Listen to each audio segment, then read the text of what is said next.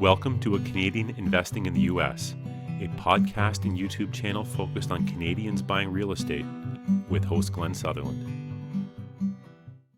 Welcome to another episode of A Canadian Investing in the U.S. This week, my guest is Carstin Hao. Carstin and I have actually met each other in person. We've I don't know, we got a little bit of extra connection compared to a lot of the guests because we actually got to hang out and you got to drive me around. I got to sit in your back seat, your tiny little back seat. Yeah, sure. Yeah, good rental car that we sat in there. But yeah, Carstin, tell us a bit about yourself. Give us a bit of an intro, and then so people know what you're talking, who you are, before we get into our topic. Yeah, for sure. So I'm a real estate investor. I have a portfolio of kind of long-term rentals here in Ontario. And then I've recently started doing some short-term rentals with Airbnbs. I also still have a 9-to-5 job that I do. I'm in tech, in sales. I've been with the company called Meltwater for well over 14 years. And then from a real estate investing standpoint, I really started investing heavily and focusing on it the past 2 years. Yep. That's a little bit about kind of what I do from a real estate standpoint. Yeah, and I don't want to downplay like you have a job at all. I had a job for almost all of my real estate and thing. And if you can do this and build a business while you have a job, then when you leave your job, you have a business that doesn't take like 40 hours a week. You know, you get way more efficient when you don't have as much time. Mm-hmm.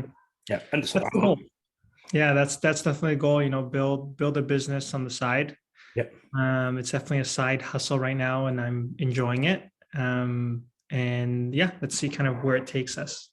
Yeah. So when we were chit-chatting down in Florida, what the AirBNB arbitrage is what really stuck out. And I did do an episode on it like 3 or 4 years ago, a long time ago, but it's a topic that has been completely, I've been overlooked completely until I saw you. And I sort of, that's one of those things, just being around different people that are doing successful things, that it re-triggers ideas that I wasn't even thinking about.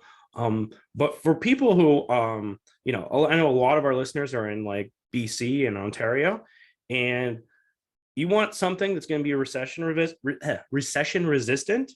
That's it. You want something you don't have to deal with maybe I should ask you this, but I don't think you have to deal with the Ontario Tenancy Act because you're doing Airbnb and you're renting, right? So you have the advantage side instead of the disadvantage side. Am I right there? Yeah, I feel like it's an advantage, to the landlord as well, because the landlord and I are kind of like a team when we do this, in that we aren't affected by the landlord tenancy board, right? Because these are all shorter term in nature. So the landlord has a lot less risk knowing that all the people we're putting into their home is shorter term in nature. There's definitely benefits, especially in a heavily skewed tenant-friendly province like Ontario. So wait a second. You don't actually have to sign because you're doing this in Ontario. You don't actually have to sign the Ontario tenancy agreement as a tenant. You don't. I do. You do. Okay, you do. Yeah, I do sign it with the landlord, right? But then again, they know that we're re-renting these for shorter term purposes. So you're not going to have a tenant or guest that just squats in the house and not pay rent, as an example, right? So I'm the one who pays the rent to the landlord on time. Yeah. But they have the comfort of knowing that, there's not going to be squatters in there or professional tenants who are not going to pay rent and all that. So it's definitely being aligned with the landlord in terms of their goals, right? They want their investment to be hassle-free and that they get the rent check every month. So yeah. No, I'm all for this, even on both sides. Anyway, I just thought of this. We should backtrack a little bit. What is AirBNB arbitrage? We skipped the big thing and we started talking about it. Yeah. So Airbnb arbitrage basically is a strategy in real estate where I am renting a home from a homeowner, and then I am re-renting it out for short-term rental purposes. And for me, the goal is obviously to make a profit between my rent and the revenue I bring in from short-term rentals. So I'm trying to get a good healthy delta there on the rent. Yep. And so there is a lot of advantages to doing this, right? There's a couple of disadvantages, but there's a lot of advantages. Maybe you want to go over why some of those things would be. Sure. I think advantages, definitely low barrier to entry in terms of the capital outlay. So what is that? How much, like usually first and last? Yeah, first and last, furniture, right? Those are probably your biggest expenses. So if we look at renting a duplex, nowadays you probably rent a duplex for $4,000, maybe. Yeah, let's just call it $4,000, and the whole thing. Yeah, for the whole house. Yep. Would you sign separate agreements for each unit, or one for the whole thing? I think I'm doing one for the whole thing. Yeah. Okay, sorry. It states in the lease it's upper and lower. Yeah. So yeah, that's an advantage, I think. So basically, for $20,000, give or take, you can rent a home and start a business, right? So I think that's a huge benefit. I mean, cash flow is also a huge benefit, especially in a province like Ontario, where you can't do price increases each year on rent, or very low price increases. There's an advantage, definitely healthier cash flow numbers. Yeah. I mean, disadvantages, it's a business, so it's very active, right? You're essentially running, I guess you can say, mini hotels in these homes. So it's active. You're in the hospitality business once you get in the game. Yeah. And yeah, you're in the hospitality business. So there's a lot of issues that pop up, right? From, oh, hey, you didn't clean the house well enough, to, hey, I ran out of toilet paper. Can you deliver me a roll or two, right? So like those are things that make the business very active. Yeah. No, and I love it, and it's the counterplay, right? Because one of the reasons that I got out of investing in Ontario was the landlord laws, right? Mm-hmm. And you flipped it. Right, you flipped it into all of that into an advantage, because like you just said this, but I'm just regurgitating. But the rent raises, like they can't raise the rent by much. So I don't even know what it is right now, 1.2 or 1.8. Yeah, is it 1.2? Something like that. Yeah, and something like that. So inflation's only 1.2, right? So that's but the inflation will push up your rents, right? So you get to experience the rent part when you're re-renting for Airbnb, right? So if you kept this place for 10 years or whatever, but the landlord that's renting to you can only raise it to 1.2 each year, but you could be raising your rents by a bigger gap. Because you think about this, if you would have started this, I don't know, 10 years ago, I believe you're doing it in Hamilton, right? Yeah. Yeah. So the difference in Hamilton rent and Hamilton, everything, purchase prices, everything has completely changed. So you could, if you were starting that long ago, you may be paying like no dirt cheap rent and being able to rent this as a huge gap, right? Like the longer you do this, the easier it's going to get, because the Ontario Tenancy Act is actually going to work in your favor instead of a disadvantage. So it is a strategy that will work in those markets that I always say that are kind of difficult to work in, which would be the BC, the Ontario, the California, the New York, right? And so it's a huge advantage. And would you say, I'm just thinking this, actually, I think I'm answering this question myself as I'm thinking about it. I know you're looking at doing this in Florida. Would this work anywhere, or is it more expensive places or more vacation places, or where do you think Airbnb arbitrage would work? When I started investing in the US, I did it by myself and had to go through the growing pains of doing that. GlennSutherland.com/coaching. A 12-week coaching program done 1 hour per week over Zoom from the comfort of your own home. Classes are kept to 5 people to be able to answer everyone's questions. Shortcut the process. Make fewer mistakes. Curriculum available at glensutherland.com/coaching. Honestly, I think it works in any city that would allow for it. That's a good point. But I think before you go into a market, I think you want to just think about who your clientele is, who your potential target is. And I'd say just be careful of how much rent you're paying, right? Because that's really your biggest expense. So if you pay too high of a rent, then you're at risk of losing money as well, right? Yeah. I mean, that's another advantage maybe of Airbnb arbitrage in terms of, if it really doesn't work for whatever reason, I mean, you can give your 60 days notice and cut the cord as well, right? Yeah. If you're new to it and struggling. So yeah, there's some, I mean, that's another advantage too. But I think, any city that allows for it, and again, we're seeing this in Ontario and probably other parts of the states and other provinces, that cities are putting in more and more rules surrounding short-term rentals. So it's important to understand the rules and play within them, right? So yeah, I think any city does work. You just have so for example, if you're investing or doing Airbnb arbitrage in a tourist heavy city, then you're probably going to get more volatility throughout the year in terms of how much revenue you're going to get in, right? Like winter might be slower, and then the summer is going to be a lot higher, or vice versa. If you're investing in somewhere that has ski hills, then your winter is probably going to be high, and then maybe summers are lower. So I think you just get more volatility.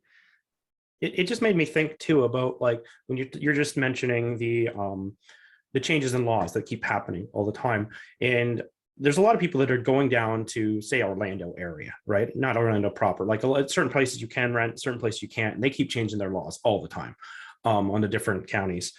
But say you went down there and you were the owner of the property, and if you were doing Airbnb and you were the owner, and then they changed the laws, you're kind of like, oh, now what do? I either have to sell this house or turn it to a long-term rental, and it may not cash flow as a long-term rental, right?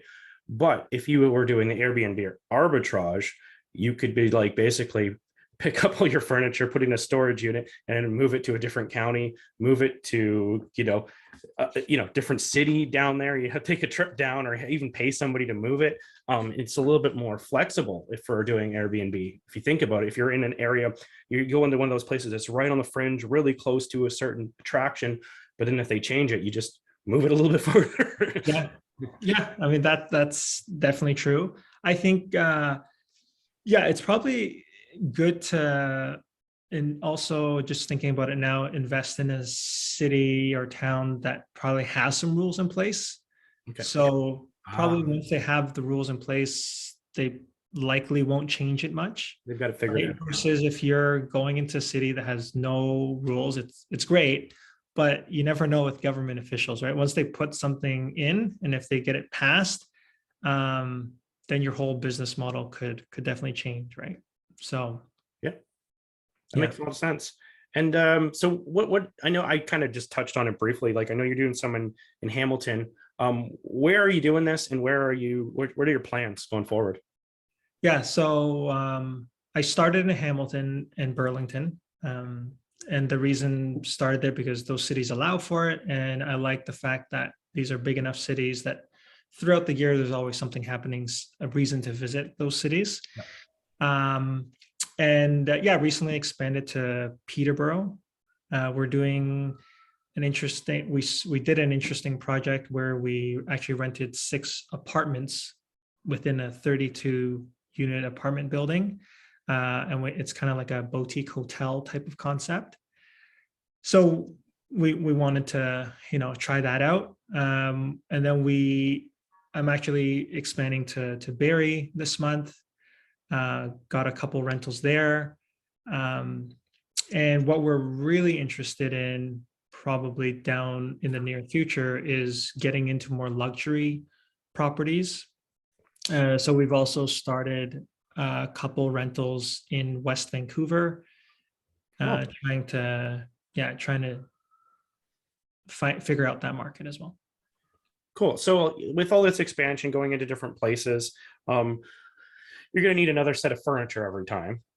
So do you take on partners? Do you raise money for this, or do you just keep coming up with all the funding to put all the furniture and first and last in every month, every time you do this? Yeah. So I do have an equal 50-50 partner on the Vancouver expansion, because we're talking a lot more money when it comes to the luxury market. Yeah. But yeah, for the most part so far, I've done these investments myself. So what you'll find is, from a scalability standpoint, like, you start with one, the cash flow is quite good. So, you can roll that cash flow into doing a second one and then a third one. So yeah. Yeah. Okay. I get it. I love that. It's kind of like doing the burrs, and you roll the money into another one, into another one. It's the same thing, only you're doing it with a different thing. I love it. Yeah. I even, anyway, I will go into a side tangent, but one of my businesses before real estate, I kind of did the same thing too. When you're doing this, you have a job. What kind of time restraints does this take? How much time do you think you're putting into managing these, and how long does it take to set one of these up? And I'm guessing it gets easier every time. Yeah. So when I first started, made every mistake in the book, right, in terms of setup. So it took us like probably a good month just to get it up and running. Yeah. But now we've gotten it down where we can set one up in a week and a half, 2 weeks. That's awesome.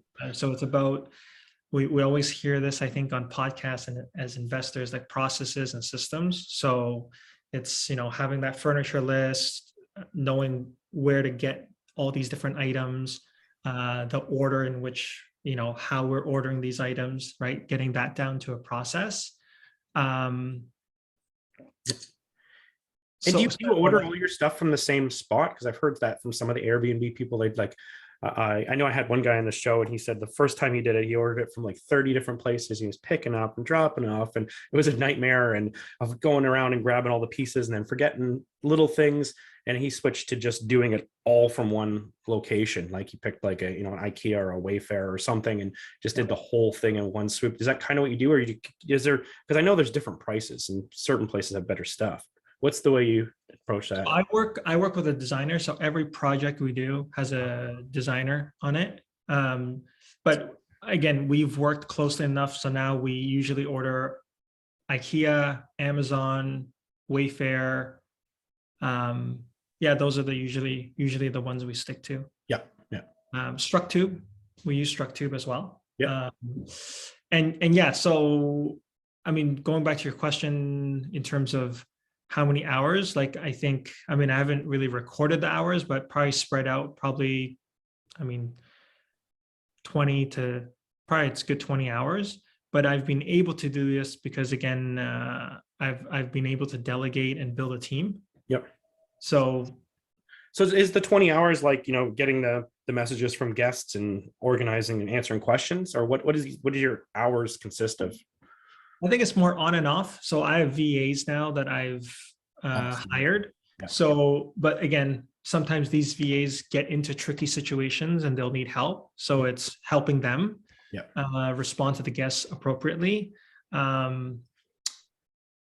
Sometimes it's maintenance issues. Like we have maybe like a water issue at a property. It's the time that it takes to, again, just help the team on the ground problem solve. So it's more that. It's more like managing the business. But I think when I first started, it was definitely more hours because I was the one responding to the guest. I was the one doing everything, right? So, but over time, you build a team so that it's pretty much you're out not doing in the weeds type of stuff, right? So like for right now, like I don't even know the names of the guests that are like staying in my Airbnbs, right? Like my VAs handle all that. Versus when I first started, I knew every guest's name, who was staying where. But yeah, so as you scale, you hope to delegate. Yeah, I love it. Nope, that's all about that. I love it. I didn't realize you were using VAs, and that's really smart because you're building a real business then, right? And I'm like, every time I hear like people come on and do these sort of things, my thing starts turning. I'm like, you could be like outsourcing your property management almost now. You could have your own use the VAs in that way, right, to scale this thing. But anyway, it's awesome. Anything else I should have asked you about Airbnb arbitrage, or about how you run this, or what you're doing, or anything else? Yeah, I mean, I can share a little bit about kind of the structure. I mean, another cool thing about this business is when you get to a point where you are hiring VAs, they can take on quite a few properties, right? So it's kind of easy to scale in terms of, like, let's say tomorrow I want to do an Airbnb in Florida. I don't need to hire a new VA for that. Basically, this VA can handle properties from 10 different cities if needed, right? So I do have VAs that handle all the guest communications. And right now I have basically 8 a.m. till midnight covered 7 days a week. So again, it relieves a lot of time from me, and a lot of the stress of responding to guests like right away, because that's another important thing is, you want to respond to guests in a timely manner. So VAs to do guest communications, and we usually have boots on the ground. So cleaners are very important from an Airbnb standpoint. Like, probably cleanliness is very important. Obviously. So yeah, good cleaners. And then probably the hardest person to find in this business is kind of that handyman. It's finding that person who's wanting to make some side cash while being willing to essentially be on call, right? Like, hey, the guest needs this. Are you okay to head over to the property for a quick hour to fix something? Right. So that's probably the hardest person to find. Yeah, and I get that, and I think especially on your first one, when you do, if I was to set that up the first time, because you only have one, right? So that, but if you had a whole bunch, it might be more to keep them a little bit more busy, so it might be more excited about it. Exactly. Yeah, the first one's really, you're totally correct. Yeah, first one's hard because you can't promise that person like, hey, don't worry, I can give you 5 hours or 10 hours, because you may not even be able to do that, right? So yeah, I remember the first one, I had to basically convince the guy, like, hey, I'm gonna scale this, like, just give me 2-3 months, I'll have like 6-7 properties for you. So yeah, I mean, it was like that at the beginning. Awesome. Yeah. Cool. Anything else I should ask? I wrote some notes as we were going, and you've answered them all. Yeah. Great job. No, another like quick and dirty way to see whether a property works is, like, if you feel like, say your rent is 2,000, if you do your numbers and your research and you're like, okay, I think I can comfortably have $4,000 in revenue, then that's probably a good property. Two times rent is probably a good metric that you'll make money on that property. That's probably a good one too. Yeah. This just dawned on me because you're talking about finding them. How do you find these? Are you just looking on Facebook Marketplace for people who are renting these, or Kijiji, or on Craigslist, or like, what are your, am I way off base, or like you just looking for people who are renting nice looking apartments? Yeah, no, that's correct. Yeah. I use Kijiji, look for like newly renovated product. Facebook Marketplace, look for newly renovated product. And because I post on social media quite a bit, sometimes investors actually reach out as well, right? And be like, hey, I'm about to finish renovating a duplex. interested in what you've been doing with arbitrage, like let's do something together. So that's in social media is another great way. But yeah, when you first start, Kijiji, Facebook Marketplace, those are great spots to start. Awesome. Yeah. Well, Carstin, thank you for coming on the show. Good to chat with you again. Yeah, really sure. appreciate it. This was good. Thanks so much for having me on the show. I appreciate it. It's an honor. Thanks.